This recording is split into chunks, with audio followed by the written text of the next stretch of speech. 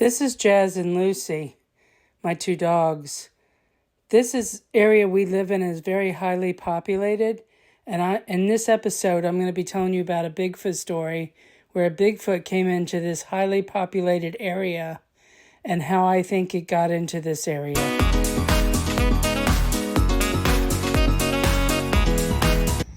Welcome to Bigfoot Adventures. Have you ever had a Bigfoot sighting?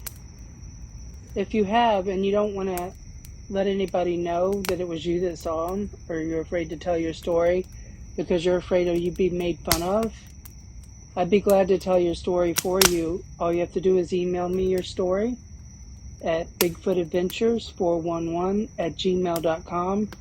Let me know what you want me to say, what you don't want me to say, and I can put your story out there so other people can hear about it without you being identified.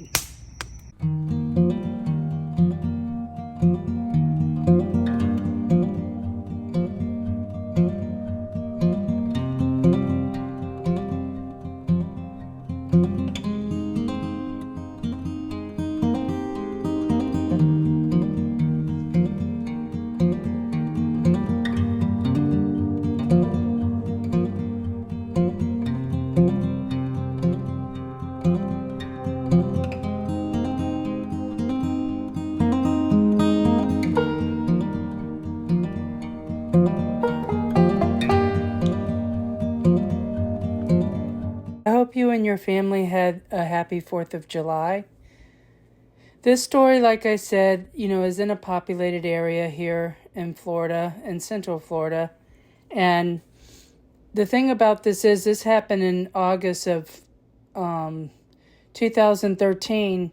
It was October of 2013, that same year, I saw footprints and I started investigating Bigfoot. Now, this is the drive into the neighborhood of where this was seen. As you can see right here, there's a power line road coming in there. But, this is the actual neighborhood. I was actually wondering, how would a Bigfoot get into this area? So, I was out here when it first happened. As you can see here, there's the fence where it went over the fence and bent it.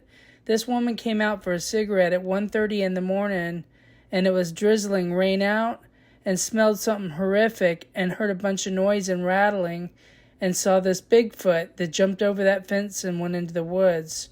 She woke her daughter up and she got her daughter out, and her daughter heard it and smelled it.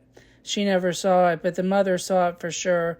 It was, had the very long hair like we typically see, about 7 foot. She said the head was massive. Now this is the drive going down from where the Bigfoot came from. Behind these houses are woods, and at the very end of the street is a golf course.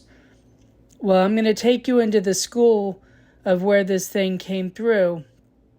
Now, this is the school, and this is back behind that house where this woman saw this Bigfoot. Now, you can see in the back of this school it's heavily wooded. And I thought about, maybe kids doing a joke, but this was 1:30 in the morning. And the thing was massive and it stunk. So I don't really think it was any kids playing a joke.